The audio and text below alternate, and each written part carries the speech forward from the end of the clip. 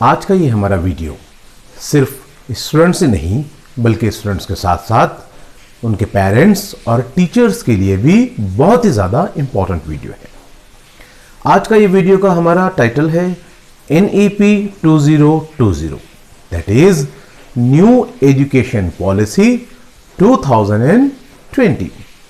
Syllabus change का concept तो हमारे सामने बहुत बार आ चुका है और बहुत बार आपने नए सिलेबस के साथ एजुकेशन हासिल किया भी है, बट एजुकेशन पॉलिसी पूरी की पूरी चेंज होकर ये लगभग 34 साल के बाद हमारे सामने आई है, जबकि इसे बहुत पहले आ जाना चाहिए था।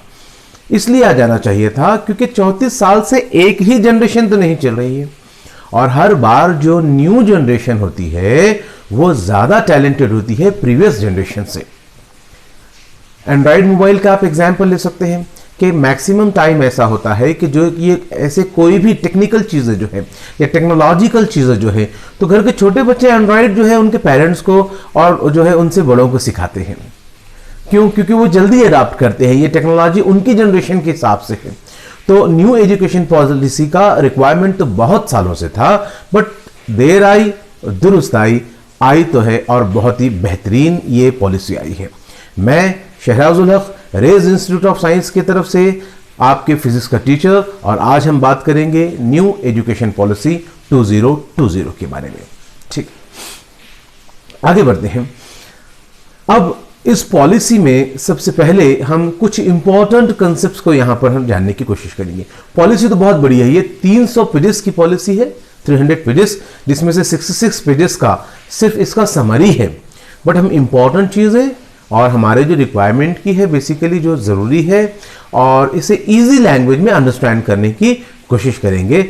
मैं आपको सजेस्ट करूंगा कि नोटबुक और पेन लेकर आप इस वीडियो को देखें ताकि कुछ इंपॉर्टेंट पॉइंट जो आपको समझ में आए या आपके लिए ज़रूरी हो आप साथ ही साथ उन्हें नोट भी कर सकते हैं।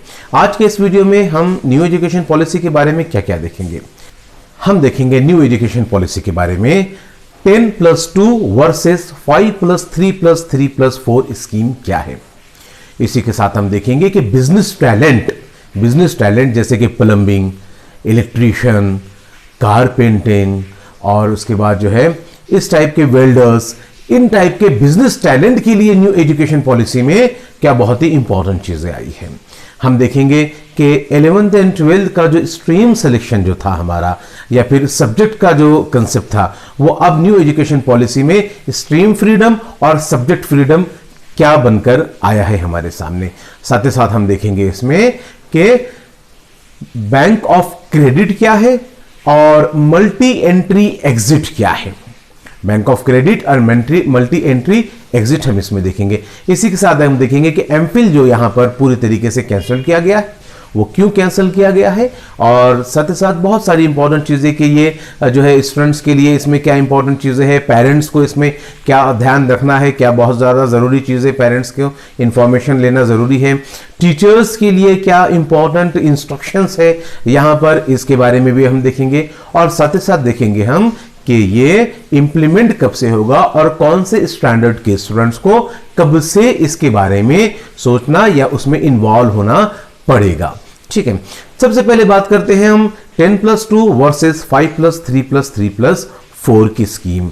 10+2 क्या था?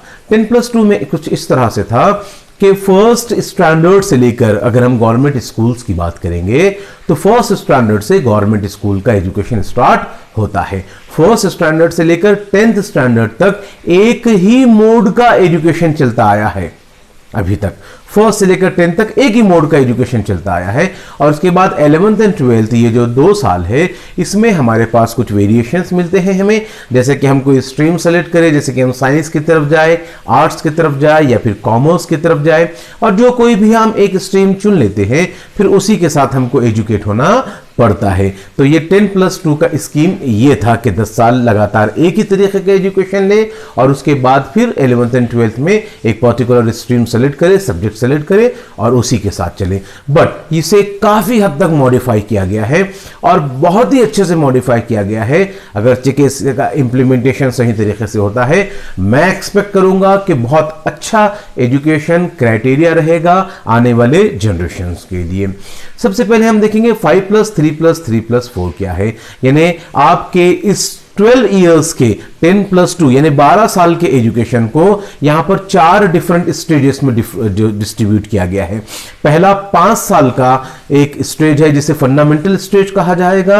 उसके बाद 3 साल का एक स्टेज है जिसे प्रिपैरेटरी स्टेज कहा जाएगा। उसके बाद फिर से 3 साल का स्टेज है जिसे मिडिल स्टेज कहा जाएगा और लास्ट फाइनल 4 साल का एक स्टेज है जिसे सेकेंडरी स्टेज कहा जाएगा। फर्स्ट जो फंडामेंटल स्टेज यहां पर है, उस फंडामेंटल स्टेज में कुछ इस तरह से रहेगा कि आपके बच्चे को अब डायरेक्ट गवर्नमेंट स्कूल्स में फर्स्ट स्टैंडर्ड से एडमिशन नहीं मिलेगा, बल्कि उससे 3 साल पहले का एजुकेशन पहले दिया जाएगा। जैसे आप नर्सरी, एलकेजी एंड यूकेजी कह लीजिए या फिर आंगनवाड़ी वगैरह आप इसे कह सकते हैं, मगर फर्स्ट स्टैंडर्ड से पहले 3 साल का एजुकेशन मिलेगा। उस एजुकेशन में ज़्यादातर जो है प्लेइंग और जो है डिजिटल लर्निंग या फिर कुछ जो है टेक्निकल लर्निंग के तरफ, टेक्निकल दैट मीन्स के स्मार्ट लर्निंग के तरफ जो है ध्यान दिया जाएगा। किताबों का बोझ पीठ से आपके बच्चों के कम किया जाएगा। बैग्स जो ले लेकर झुक जाते हैं बच्चे, तो उस तरीके का नहीं, कुछ स्मार्ट लर्निंग्स यहां पर आएगी। तो फर्स्ट स्टैंडर्ड से पहले अब गवर्नमेंट स्कूल्स में भी 3 साल पढ़ाया जाएगा।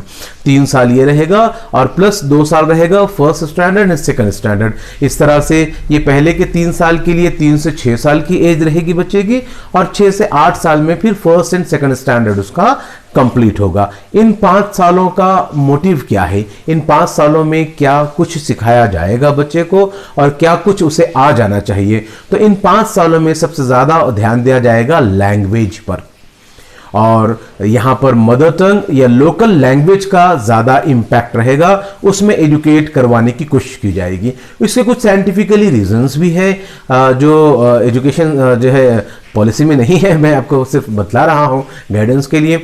यह है कि देखिए 2 से 8 साल तक का जब बच्चा होता है तो वो लैंग्वेज बहुत अच्छे से सीखता है। अगर कोई बच्चा स्कूल नहीं जा रहा है, 2 साल का है, 3 साल का है, तब भी आप देखते हैं कि धीरे धीरे घर में सुन सुनकर उसकी वोकैबुलरी बिल्ट होती है और बहुत सारे जो है वर्ड्स जो है वो अपनी तरफ से खुद अदा करता है, अपनी तरफ से खुद जो है बात करता है। वो बहुत सारे ऐसे वर्ड्स कह देता है कि हम चौंक जाते हैं कि अरे ये उसे कहाँ से सीखने को मिला है। तो ये एक जो है साइंटिफिकली ये एक जो है गॉड गिफ्टेड टैलेंट होता है 2 से 8 साल के बच्चों में कि वो किसी भी लैंग्वेज पर बहुत अच्छे से कमांड ले लेता है। उसी के साथ साथ साइंटिफिकली इंपॉर्टेंस ये भी है कि 11 साल की एज तक जो है आपका ब्रेन डेवलप होता है, आपका इंटेलिजेंस डेवलप होता है और उसके बाद ज़्यादा मेमोरी डेवलप होती है। तो 11 साल के अभी तक का हमारा एजुकेशन पॉलिसी का कुछ ऐसा मेथड था कि ये मेमोराइज करो, ये याद करो, वो याद करो, वो याद करो, रटिफिकेशन की तरफ बहुत सारा जो है एजुकेशन हमारा रटिफिकेशन के टाइप का ही था। तो उस एज में जब टैलेंट बिल्ट होना है और जब जो है आपका इंटेलिजेंस डेवलप होना है, पूरा की पूरा कंसंट्रेशन मेमोराइजिंग की तरफ और रटिफिकेशन की तरफ डाला जाता है। इस वजह से इंटेलिजेंस का परफॉर्मेंस थोड़ा सा कम हो सकता है बच्चे का। इसलिए यहाँ पर अभी जो फंडामेंटल स्टेज है, इस फंडामेंटल स्टेज के 5 इयर्स में आपका जो है क्रिएटिव लर्निंग और थोड़ा सा जो है स्मार्ट लर्निंग की तरफ कॉन्सेंट्रेट किया गया है, किताबों का बोझ कम किया गया है और साथ ही साथ लैंग्वेज की तरफ कॉन्सेंट्रेट किया गया है। सेकंड जो आपका प्रिपैरेटरी जो है स्टेज है, ये रहेगा क्लास 3 से लेकर क्लास 5 तक का। इसमें एज रहेगा 8 इयर्स से लेकर 11 इयर्स तक का एज रहेगा और यहां पर भी जो है क्रिएटिव थिंकिंग और उसके बाद थोड़ा सा स्मार्ट लर्निंग के साथ साथ मैं ये समझता हूं कि मैथमेटिकल पार्ट की तरफ थोड़ा सा ज्यादा ध्यान दिया जाएगा। बेसिक मैथमेटिक्स बच्चे को सिखाने की बहुत ज्यादा कोशिश की जाएगी, क्योंकि पहले 5 साल के स्पैन में बच्चे ने लैंग्वेज पर कमांड लिया है, अब अगले 3 साल के स्पैन में अगर मैथमेटिक्स पर कमांड ले लेता है तो ये 2 चीजें बहुत ज्यादा इंपॉर्टेंट होती है। देखिए, आप किसी भी तरीके का कोई भी एजुकेशन ले, आप मैथमेटिक्स के बगैर चल नहीं सकते हैं, आपको मैथमेटिक्स आना चाहिए। बल्कि कोई एजुकेशन नहीं लेता है, कोई बिजनेस करता है, कोई जो है प्रोडक्शन करता है या कोई भी काम करता हो, चाहे कोई बकरियां चराता हो, तब भी उसे मैथमेटिक्स कुछ ना कुछ तो बेसिक मैथ तो आना चाहिए, उसे कुछ काउंटिंग वगैरह तो आना चाहिए कि सवेरे जो है मॉर्निंग में कितने लेकर गया था अपने साथ जानवर और वापस कितने लेकर आया है, उसकी काउंटिंग तो आनी चाहिए कम से कम।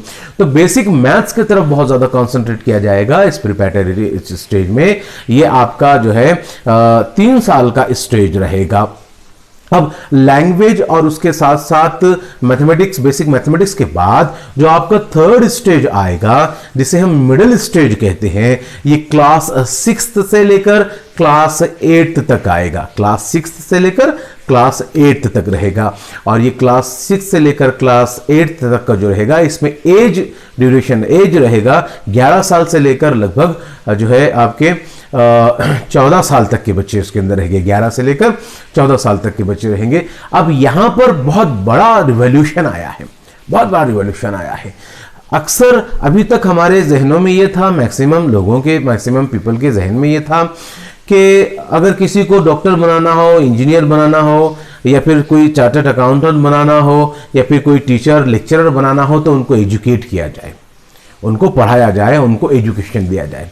मगर अब यहाँ पर इस सोच को बदलने के लिए एक नया जो है रिवॉल्यूशन आया है, एक नया रिवैम्प आया है। रिवैम्प एजुकेशन सिस्टम क्या होता है? एजुकेशन सिस्टम एक रिवैम्प होता है एजुकेशन में, आपके जो है सिलेबस में, टीचिंग मेथड्स में, स्कूल एंड कॉलेजेस के असेसमेंट्स में जो है क्या होता है, एक रिवैम्प, एक रिवोल्यूशन, एक पॉजिटिव चेंज होता है, एक पॉजिटिव चेंज होता है। तो यहां पर बहुत अच्छा रिवोल्यूशन आया है। अब अगर कोई अपने बच्चों को किसी बिजनेस टैलेंट की तरफ ले जाना चाहता है, जैसे कि कोई इलेक्ट्रीशियन बनाना चाहता है, या कोई जो है प्लम्बिंग की तरफ ले जाना चाहता है, या कोई जो है कारपेंटिंग की तरफ, या वेल्डर बनाना चाहता है कोई, देखिए अब हमारे पास जो है बेसिकली जो है कुछ जो है नॉन डेवलप्ड या डेवलपिंग कंट्रीज में ये कंसेप्ट है कि एक डॉक्टर मोर रेस्पेक्टिव और मोर ज्यादा जो है क्या बोलेंगे इंपॉर्टेंट पर्सन है सोसाइटी के लिए as compare to a welder and a plumber. But जब आप डेवलप्ड कंट्रीज में जाएंगे, देखिए ये जो स्ट्रेटेजी ली गई है, ये लगभग जो है वेस्टर्न डेवलप्ड कंट्रीज का पॉलिसी जो है अडॉप्ट करने की कोशिश की गई है। जैसे कि जर्मनी वगैरह में जो है जो एजुकेशन पॉलिसी है, आगे मैं आपको ग्रेजुएशन में उससे कंपैरिजन करके बताऊंगा।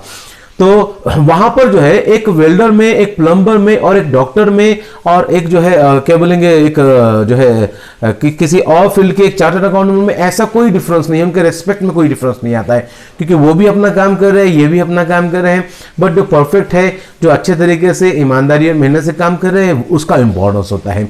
तो यहां पर अभी न्यू एजुकेशन सिस्टम में 6th स्टैंडर्ड से जो बिजनेस टैलेंट है उसके भी बारे में एजुकेशन लाया गया है। जैसे कि मैंने बताया है, ये प्लम्बिंग, वेल्डिंग, इनका भी आप 6th स्टैंडर्ड के बाद से कोई अपने जो है चॉइस के हिसाब से कुछ इनके इंटर्नशिप हो गए, इनके प्रैक्टिकल इंटर्नशिप हो गए। 10 डेज बैग फ्री स्कीम बोलकर आई है इसके अंदर, यानी 10 डेज बैग नहीं रहेगा बच्चों के पास और प्रैक्टिकल इन सब चीजों के लिए इंटर्नशिप करेंगे। एक नया कंसेप्ट आएगा। इसमें कैसे रहेगा कि हर कोई ये चाहेगा और हर कोई कोशिश करेगा कि अपने फील्ड में एजुकेट हो। सीधी सी बात है ना, अगर कोई प्लम्बर है और वो प्लम्बिंग का काम करना चाहता है या उस डायरेक्शन में अगर वर्क करना चाहता है, तो वो उसका एजुकेशन लेना, वो उसके हिसाब से एजुकेट बने। और फिर एजुकेशन होगा भी, हर कोई लेना भी चाहेगा, बिजनेस टैलेंट वाले भी एजुकेशन लेंगे, सभी एजुकेट होंगे। इस तरह कैसे एजुकेशन का परसेंटेज भी यहां पर बढ़ेगा। ये बहुत एक रिवोल्यूशनरी कंसेप्ट आया है न्यू एजुकेशन पॉलिसी में। और ये है आपका मिडिल स्टेज, 3rd नंबर का, जो 3 इयर्स का रहेगा। 5 हो गया, 3 हो गया, 3 हो गया। लास्ट जो 4 इयर्स का स्टेज रहेगा, इसको सेकेंडरी स्टेज कहा जाएगा। अभी तक ऐसा था कि 10th स्टैंडर्ड तक हम सेकेंडरी थे, 11th एंड 12th में हायर सेकेंडरी कहा जाता है। बट यहां पर अभी 12th स्टैंडर्ड तक भी सेकेंडरी स्टेज ही रहेगा। और सेकेंडरी स्टेज में 9th से लेकर 12th स्टैंडर्ड तक का जो है पूरा ड्यूरेशन आएगा, यानी अप्रोक्सीमेटली 14 से लेकर 18 इयर्स तक का एज आएगा इसके अंदर सेकेंडरी स्टेज में। देखिए पहले ऐसा था कि 10th स्टैंडर्ड के बाद 11th एंड 12th स्टैंडर्ड में हम अपने सब्जेक्ट से स्ट्रीम सेलेक्ट करते थे। अब सब्जेक्ट या स्ट्रीम का सिलेक्शन 9th स्टैंडर्ड से हो जाएगा। 9th स्टैंडर्ड से सब्जेक्ट या स्ट्रीम का सिलेक्शन हो जाएगा। अब स्ट्रीम का सिलेक्शन, पहले तो स्ट्रीम में फ्रीडम भी नहीं था। अगर आप साइंस ले लेते हैं तो आर्ट्स का कोई सब्जेक्ट नहीं पढ़ सकते हैं, कॉमर्स का कोई सब्जेक्ट नहीं पढ़ सकते हैं। मगर अब 9th स्टैंडर्ड से आप सब्जेक्ट सेलेक्ट करेंगे। स्ट्रीम सिलेक्शन परफेक्टली नहीं बोल पाएंगे हम इसे, क्यों? क्योंकि फिक्स्ड स्ट्रीम का मेथड नहीं है ये फिक्स स्ट्रीम का मेथड नहीं है कि आपने साइंस ले लिया आप साइंस से पढ़ेंगे, आप मैथ्स, आप जो है कॉमर्स नहीं पढ़ेंगे या आर्ट्स नहीं पढ़ेंगे। नहीं, आप यहां पर 9th स्टैंडर्ड से ही सब्जेक्ट सेलेक्ट कर सकते हैं और फिजिक्स पढ़ने के साथ साथ आप इकोनॉमिक्स भी पढ़ सकते हैं, या केमिस्ट्री पढ़ने के साथ साथ आप कन्फेक्शनरी या बेकरी भी पढ़ सकते हैं, इन टाइप के भी सब्जेक्ट्स पढ़ सकते हैं। या फिर जो है आप बायोलॉजी के साथ आप ह्यूमैनिटीज भी पढ़ सकते हैं। अब ये डिपेंड करेगा कि कौन सा इंस्टीट्यूशन कितने सब्जेक्ट्स अलाउ करता है या कितने फैकल्टीज उसके पास जो है अवेलेबल है और क्या वो एजुकेट करवा सकता है। इसमें थोड़ा बहुत वेरिएशन अभी फुलफिल नहीं हुआ है, इसकी पूरी पॉलिसीज या फिर पूरा क्लैरिफिकेशन नहीं आया है। मगर एज अ प्राउड ये है कि आप मल्टी स्ट्रीम सब्जेक्ट सेलेक्ट कर सकते हैं, मल्टी स्ट्रीम सब्जेक्ट सेलेक्ट कर सकते हैं।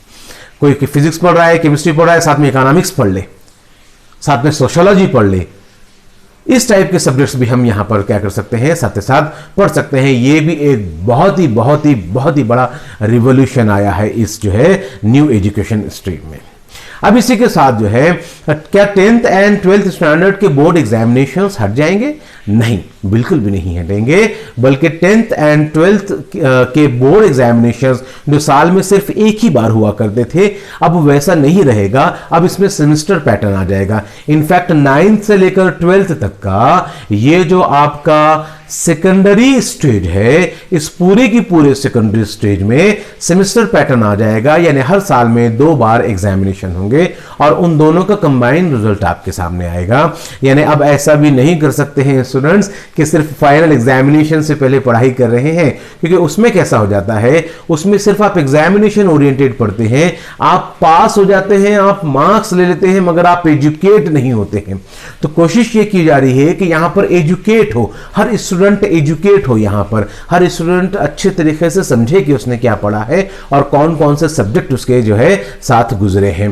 तो यहां पर 2 बार एग्जामिनेशन होगा और फिर उसके बाद हर जो है साल में 9th में, 10th में, 11th एंड 12th में, इन चारों सालों में सेकेंडरी स्टेज में सेमेस्टर पैटर्न रहेगा यहां पर, और दोनों भी एग्जामिनेशन इंपॉर्टेंट रहेंगे। इस तरह से साल भर पढ़ना है आपको और अच्छे तरीके से एजुकेट होना है। एक और बात ध्यान रख लीजिए, ये एजुकेशन पॉलिसी तो अभी आई है, अभी तो इंप्लीमेंट भी नहीं हुए। मैं आगे चल के इस वीडियो में बताऊंगा आपको कि कब इंप्लीमेंट हो रही है और कौन से स्टैंडर्ड के स्टूडेंट को कब से ये जो है एप्लीकेबल है। मगर मैं खास बात बतलाऊं आपको कि हम यानी रेज इंस्टीट्यूट ऑफ साइंस, हम सिर्फ साइंस में जो है काम करते हैं, यानी साइंस पढ़ाते हैं बेसिकली। तो 9th, 10th, 11th and 12th standard का हम साइंस पढ़ाते हैं, क्योंकि हम पहले से इस बात को जानते हैं और इस बात को अच्छे से हमने अंडरस्टैंड किया है कि स्टूडेंट का 4 साल का एक फिक्स पैटर्न होना चाहिए और उस पैटर्न में 4 साल कंप्लीट करने के बाद वो अपने सब्जेक्ट्स में फुल जो है कमांड लेकर आ सकता है। इसलिए हम 9th से लेकर 12th तक जो है टीचिंग में जो है साइंस में टीचिंग करते हैं। और इस वीडियो चैनल पर जहां पर आप ये देख रहे हैं, इसी चैनल पर 11th and 12th physics syllabus analysis करके मेरा एक वीडियो है। आप उस वीडियो को देखेंगे तो वहां पर भी मैंने 9th से लेकर 12th तक के सिलेबस को जो है पूरा की पूरा एक्सप्लेन किया है। डायरेक्ट हम 11th एंड 12th के सिलेबस पर नहीं आए हैं।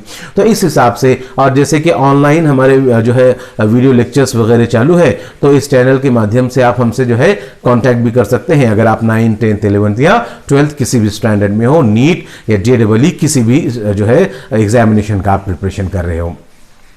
बढ़ते हैं आगे। तो यहां पर सेमेस्टर पैटर्न आ जाएगा और आप 9th से ही सब्जेक्ट सेलेक्ट करोगे।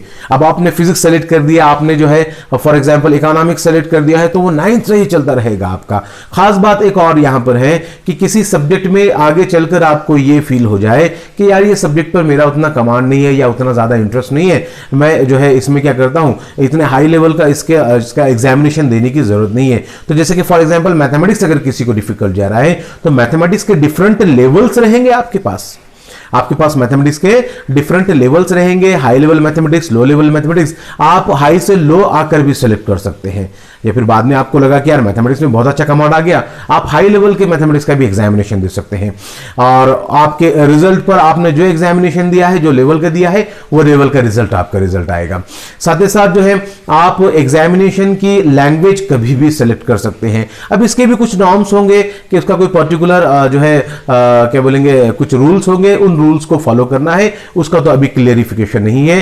बल्कि पूरा की पूरा ये एजुकेशन 8 डिफरेंट लैंग्वेजेस में लाने की कोशिश की जा रही है, ताकि स्टूडेंट को अपने लैंग्वेज को छोड़कर हटने की जरूरत ना पड़े और अपने लैंग्वेज में वो एजुकेट हो। ठीक है, इस तरीके की भी कोशिश की जा रही है। अब इसमें कुछ जो है लिमिटेशंस भी है, ड्रॉबैक्स भी हैं। जैसे कि रीजनल लैंग्वेज में अगर पढ़ेगा, जैसे कि महाराष्ट्र का कोई जो है पर्सन अगर ट्रांसफर करके चला जाता है केरला वगैरह, और वहां पर जाकर एजुकेट होना चाहता है, तो यहाँ की रीजनल लैंग्वेज अलग है, मराठी में पढ़कर गया है तो वहां पर क्या करेगा आगे, तो ऐसा कुछ प्रॉब्लम्स आएंगे। उसका कुछ प्रॉपर सोल्यूशन रहेगा। जैसे कि इंग्लिश एक ऐसी लैंग्वेज है जिसको कहीं पर भी प्रॉब्लम नहीं आने वाला है, तो इस तरीके से भी कुछ मैनेजमेंट्स यहाँ पर रहेंगे। तो ये अप टू 12th स्टैंडर्ड तक का था।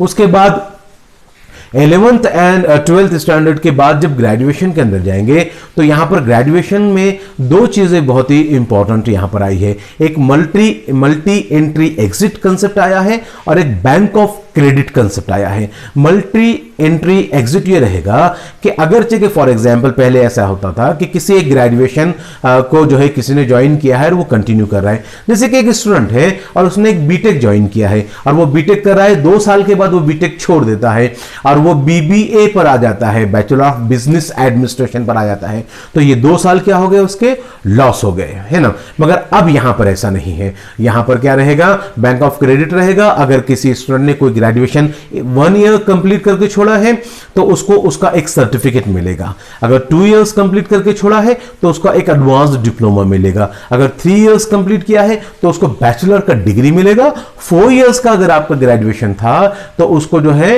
रिसर्च बैचलर्स डिग्री मिलेगी और ये बैंक ऑफ क्रेडिट में उसके जमा रहेंगे। और फिर कोई अदर स्ट्रीम से या अदर जो है ग्रेजुएशन भी वो साथ में करता है तो इन दोनों का भी बेनिफिट उसे मिल सकता है। ये भी एक बहुत ही बड़ा कंसेप्ट आया है। इसी के साथ अगर कोई स्टूडेंट 12th स्टैंडर्ड में प्रॉपर मार्क्स नहीं लेकर आता है कि उसे कोई पर्टिकुलर स्ट्रीम में एडमिशन मिले, तो कॉलेज का अपना एक पर्सनल एग्जामिनेशन रहेगा। वापस से उसे एक चांस रहेगा कि उस एग्जामिनेशन को अपीयर करके फिर से वो जो है उस कॉलेज के लिए ट्राई कर सके। मगर जैसे कि जो है मेडिकल या फिर इंजीनियरिंग, आईआईटी, इन सब के लिए ऐसा कुछ नहीं रहेगा। उनके लिए जो नीट या डीडब्ल्यूई की एग्जामिनेशन है आपको वही क्रैक कर कर आगे बढ़ना पड़ेगा। ऐसा नहीं होगा कि कॉलेज वाला मेडिकल के लिए अपना अलग से जो है एग्जाम ले रहा है और उसने जो है एडमिशन दे दिया है आपको 12th स्टैंडर्ड की बेसिस पर और उस एग्जाम प्लस उस एग्जामिनेशन की बेसिस पर। ऐसा नहीं रहेगा। जनरल ग्रेजुएशन जो रहेंगे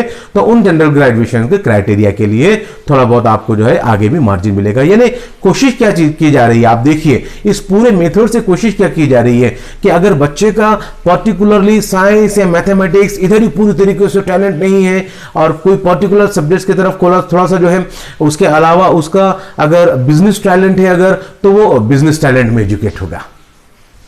वो बिजनेस 6th स्टैंडर्ड से जो है आपको जो ये जो अलग अलग स्ट्रीम की जो है अवेलेबिलिटी दी जा रही है, उसमें 6th स्टैंडर्ड से ही इंटर्नशिप में आपको कंप्यूटर प्रोग्रामिंग करना और उसके बाद जो है सॉफ्टवेयर्स या फिर जो है आपके एंड्रॉयड के एप्लीकेशंस डेवलप करना, इसका प्रैक्टिकल इंप्लीमेंटेशन जो जाएगा, क्रिएटिविटी दी जाएगी आपको जो है बहुत ही छोटी एज से। तो ये और फिर आगे आएंगे आप 9th स्टैंडर्ड में सब्जेक्ट सिलेक्शन के साथ, स्ट्रीम सिलेक्शन के साथ आप जो है इधर साइंस के भी कुछ सब्जेक्ट लेंगे, कॉमर्स के भी, आप अपने इंटरेस्ट के हिसाब से आगे चलेंगे। 11th एंड 12th में किसी ग्रेजुएशन में आप किसी वजह से मार्क्स कम लेकर रह जाते हैं, फिर वापस से कॉलेज का एग्जामिनेशन देंगे, सिलेक्टिव एग्जामिनेशन, फिर वापस से एक चांस रहेगा। ग्रेजुएशन करते समय अगर पढ़ते पढ़ते आपका लगा कि यार ये ग्रेजुएशन तो काम का ही नहीं है या फिर इस ग्रेजुएशन में मैं सूट नहीं करता हूं, आप उसको छोड़ेंगे, दूसरे ग्रेजुएशन की तरफ जाएंगे और वो ग्रेजुएशन का भी आपका कुछ ना कुछ क्रेडिट, आपको कुछ पॉइंट्स कुछ बैंक ऑफ क्रेडिट में आपके जमा हो ही जाएंगे। इसी के साथ अगर थोड़ा सा आगे बढ़कर देखते हैं हम, तो मेथड यानी सीक्वेंस ये होता है कि जो है इस 5+3+3+4 के बाद आपका ग्रेजुएशन रहेगा, पोस्ट ग्रेजुएशन रहेगा, देन आफ्टर एमफिल रहेगा एंड देन पीएचडी रहेगा। तो एमफिल वाला जो सेक्शन है इसको यहां से निकाल दिया गया है। एमफिल अभी कोई एजुकेशन नहीं रहेगा। इस वजह से नहीं रहेगा क्योंकि एमफिल में पीएचडी से पहले कुछ रिसर्च का जो है आपका कंसेप्ट रहेगा, बट आपको न्यू एजुकेशन पॉलिसी में स्टार्टिंग से ही रिसर्च की तरफ ढाला जा रहा है, तो इसलिए जो है एमफिल की रिक्वायरमेंट नहीं रहेगी। उस वोकेशनल सब्जेक्ट्स को भी लगभग इक्वल इंपॉर्टेंस दिया जाएगा।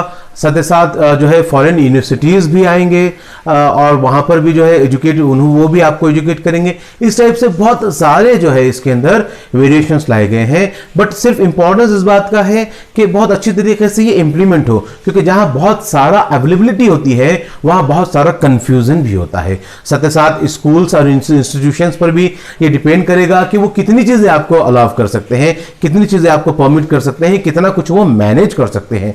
तो डिपेंड करेगा सब्जेक्ट्स वगैरह। ऐसा नहीं है कि पूरे ऑल सब्जेक्ट जितने अवेलेबल है हर इंस्टीट्यूशन में वो पूरे की पूरे सब्जेक्ट आपको अलाउ कर दिए जाए। उनमें से कुछ काउंटेबल सब्जेक्ट्स अपने अपने हिसाब से इंस्टीट्यूशन आपको अलाउ करेगा। आपको इंस्टीट्यूशन सेलेक्ट करने से पहले भी ये सब चीजों को देखना पड़ेगा कि कहां पर कौन सा सब्जेक्ट्स अवेलेबल है और कहां पर कौन सा स्पोर्ट्स अवेलेबल है, क्योंकि स्पोर्ट्स वोकेशनल वगैरह सब्जेक्ट जो रहेंगे आपके, इनको भी मैंने बताया कि इक्वल जो है आपके इंपॉर्टेंस रहेगा। तो ये सब अवेलेबिलिटी के हिसाब से आपको देखना पड़ेगा। इसी के साथ साथ टीचर्स के लिए भी यहाँ पर बहुत ही इंपॉर्टेंट जो है इंपॉर्टेंट चीज़ें आई हैं, जैसे कि दिशा ऐप जो है, दिशा ऐप उसको बहुत ज़्यादा अपग्रेड किया जाएगा और वहाँ से टीचर्स को ट्रेन किया जाएगा। एक कॉमन यूनिवर्सिटी बेस्ड जो है एक पूरा जो है कॉमन मेथड आएगा टीचर्स का, सभी को कॉमन उस मेथड से जो है क्या किया जाएगा, ट्रेन किया जाएगा। यूनिवर्सिटी में भी टीचर्स को ट्रेनिंग के लिए बुलाया जा सकता है, यूनिवर्सिटीज़ भी टीचर्स को ट्रेन करेगी। साथ ही साथ टीचर्स की जो है जिम्मेदारी रेस्पॉन्सिबिलिटी बढ़ गई है, क्योंकि इतना सब ऑप्शनल चीजें अवेलेबल है, तो हर चीज अवेलेबल करवाना इंस्टीट्यूशन का काम है। टीचर्स को जो ट्रेन किया जाएगा, साथ ही साथ उनका परफॉर्मेंस भी चेक किया जाएगा और वहां पर भी उनको कुछ रिमार्क्स मिल सकते हैं। जैसे कि प्राइवेट कंपनीज वगैरह में ऐसे होता है कि आफ्टर ज्वाइनिंग किसी भी एम्प्लॉय को कुछ ट्रेनिंग दी जाती है, सम कपल ऑफ मंथ्स वगैरह, और ट्रेनिंग के बाद उसका परफॉर्मेंस चेक किया जाता है। अगर वो एलिजिबल लगता है अपने परफॉर्मेंस पर तो उसे वो पोस्ट दी जाती है, वरना कभी उसको जो है पोस्ट उसके नीचे की भी पोस्ट अलाउ कर दी जाती है। तो ये भी आपको टीचर्स को भी ध्यान में रखना पड़ेगा। इंस्टीट्यूशंस का भी क्राइटेरिया चेक किया जाएगा कि क्या इंस्टीट्यूशन इन सब चीजों को, इन सब पॉलिसीज को प्रॉपरली जो है अप्लाई कर पा रही है, वरना इंस्टीट्यूशंस को भी इसका जो है नतीजा भुगतना पड़ सकता है। ठीक है, अब पेरेंट्स की बहुत बड़ी जिम्मेदारी है। यहां पर पेरेंट्स की जिम्मेदारी है कि वो अपने बच्चों को समझे, अपने बच्चों को समझे, उनको पहचाने कि वो कौन से टाइप के एजुकेशन के लिए ज्यादा कैपेबल है और उस तरीके से उनका सपोर्ट करे। उस तरीके से छोटी सी उम्र से ही आप कोशिश कीजिए कि अपने बच्चों के सजेशंस वगैरह लेना शुरू कीजिए। जैसे कि घर में कलर कर रहे हैं आप, या कपड़े लाने जा रहे हैं, या कोई चीज़ खरीदना है, या कोई डिश बनाना है, तो आप उनको इस काबिल बनाइए, उनको ये आप फील करवाइए कि you are able to take decision. आप अपने जो है फैसले लेने के काबिल हैं और आप अपने फैसले लेने के लिए जो है अपने जहन पर जो है जिम्मेदारी डाल सकते हैं। भले ही वो कोई गलत डिसीजन अगर ले रहे हैं छोटी सी उम्र में, तो आप डाइवर्ट करके अपने ही जो है डिसाइडेड चीज़ें उनके सामने लेकर आ जाइए, बट उनको बताइए कि वो खुद भी डिसीजन ले सकते हैं, ताकि जब 6th स्टैंडर्ड में ये मेथड आएगा उनके मिडिल स्टेज में कि बिजनेस टैलेंट की तरफ, तो अगर जाना चाहते हैं बिजनेस टैलेंट की तरफ जाने दीजिए। आप ये मत सोचिए कि हम जो है 100% बच्चों को बस डॉक्टर ही बनाएंगे या IITN ही बनाएंगे या जो है सिविल सर्विसेज में ही डालेंगे। ये बिजनेस टैलेंट भी है अगर किसी में, तो उनको उस डायरेक्शन में भी जाने दीजिए, होता है ना। वरना अगर हम उस डायरेक्शन से रोक लेते हैं तो वो धीरे धीरे एजुकेशन से हट जाते हैं। हमको जानते हैं कि कितना परसेंटेज एजुकेशन में आज हमारा प्राइमरी लेवल पर रहता है और हाई स्कूल पे आकर कितनी जो है स्टार्टिंग हो जाती है, कितने बच्चे छोड़ देते हैं एजुकेशन। अब उनको चांस है, उनको मौका है कि वो अलग अलग फील्ड्स के साथ भी जो है एजुकेट हो पाए। पेरेंट्स ने सही गाइडेंस करना चाहिए, पेरेंट्स को सही नॉलेज होना चाहिए। अगर आप कहीं कंफ्यूज हैं आप, तो आप जो है कोई नोन आपके इंस्टीट्यूशंस वाले हैं जो इस तरीके का गाइडेंस दे सकते हैं, आप खुद अपना वक्त दे दीजिए, उनसे मिलिए, सही डायरेक्शन जो है अपने बच्चों के लिए चूज कीजिए। और टीचर्स को भी बहुत बड़ी रिस्पॉन्सिबिलिटी है, यहाँ पर बहुत जिम्मेदारी टीचर्स की बढ़ जाएगी और टीचर्स को भी अपडेट होते रहना पड़ेगा, अपडेट होता रहना पड़ेगा। टीचर्स को रेगुलरली अपने आप का जो है परफॉर्मेंस इंप्रूव करते रहना पड़ेगा। अब फाइनली हम ये देखते हैं कि यहां पर जो है ये अप्लाई कब से होगा। तो यहां पर 2022 एंड 2023 के एकेडमिक ईयर से ये बेसिकली अप्लाई होगा। तो डायरेक्टली मैं आपको समझाता हूं कि जो स्टूडेंट ने अभी 10th स्टैंडर्ड पास किया है और अभी वो 11th स्टैंडर्ड में गए हैं, तो वो सुन ले कि उनका 11th and 12th as it is पुरानी पॉलिसी से ही रहेगा। उनमें ना सेमेस्टर पैटर्न आएगा और ना ही यहां पर उनका जो है स्ट्रीम के साथ साथ अदर सब्जेक्ट सिलेक्शन का उनको अभी फिलहाल कोई ऑप्शन मिल सकता है। उसी के साथ जो स्टूडेंट 8th स्टैंडर्ड पास करके 9th स्टैंडर्ड में आए हैं, 9th एंड 10th ये दोनों साल उनके पुराने ही जो है पॉलिसी से चलेंगे, एजुकेशन पॉलिसी से, और 11th से यहां पर उनको एप्लीकेबल हो सकते हैं ये नई पॉलिसी। अब इन दोनों के हिसाब से आप बाकी की क्लासेस का अंदाजा लगा सकते हैं कि जो 3rd स्टैंडर्ड में है वो जो है 3rd एंड 4th कंप्लीट कर देगा, 5th से इस पॉलिसी में आएगा, यानी आफ्टर 2 इयर्स लगभग जो है इसको इसमें स्टार्टिंग हो सकती है, वरना इसका फुलफिल इंप्लीमेंटेशन तो काफी लंबा प्रोसेस है क्योंकि बहुत वेरिएशन है इसके अंदर, बहुत वेरिएशन है। साथ ही साथ मैं आप सबसे ये कहना चाहूंगा कि इसी चैनल पर डेमो लेक्चर्स अवेलेबल हैं हमारे जो है subject wise 9th 10th and 11th and 12th के, और साथ ही साथ 11th एंड 12th के और 9th एंड 10th के स्टडीज भी स्टार्ट हो चुके हैं, हमने क्लासेस भी स्टार्ट कर दिए हैं और ऑनलाइन जो भी पढ़ना चाहते हैं जब तक के। हाँ, एक और मैं इंपॉर्टेंट चीज आपको बतलाना चाहूंगा कि इन सब चीजों में ये कोरोना इंपैक्ट भी रहेगा। अगर ये बहुत ज्यादा लंबा चल गया है, बहुत ज्यादा लंबा चलेगा अगर अनफॉर्चुनेटली कोरोना, तो थोड़ा सा इसको भी डिले हो सकता है इसके एजुकेशन पॉलिसी के एप्लीकेशन में। बट ऑलरेडी 2 इयर्स का यहां से जो है चांसेस है, तो उतना तो उसका कुछ इंपैक्ट नहीं पड़ेगा। फिर भी एक पॉइंट है जो मैं आपके जहन में लाना चाहता हूं, तो सुन लीजिए। स्टूडेंट्स इसे अच्छे तरीके से कॉन्सेंट्रेट कीजिए। पेरेंट्स अपनी जिम्मेदारी बिल्कुल बिल्कुल बिल्कुल भी ना भूले, उन्हें भी अपने आप को थोड़ा बहुत जो है इस पॉलिसी, इस एजुकेशन मेथड से एजुकेट रहना पड़ेगा ताकि वो अपने बच्चों को सही डायरेक्शन दे पाए। टीचर्स पर जो जिम्मेदारी आई है, मल्टी जो है टास्किंग बनना पड़ेगा उनको, और इंस्टीट्यूशंस को बहुत सारे फैसिलिटीज स्टूडेंट्स को प्रोवाइड करना पड़ेगा। तो चलिए, होप करते हैं कि ये न्यू एजुकेशन पॉलिसी आपको बहुत अच्छे से समझ में आई। फिर से एक बार मैं शहराजुल हक, रेज इंस्टीट्यूट ऑफ साइंस जो है फिजिक्स का टीचर, आपके ऑनलाइन टीचिंग हमारी चालू है। हम होप करेंगे कि आप इस पेरेंट्स और स्टूडेंट्स अपने बच्चों को हमसे जो है कनेक्ट करवाए। Thank you very much for your concentration.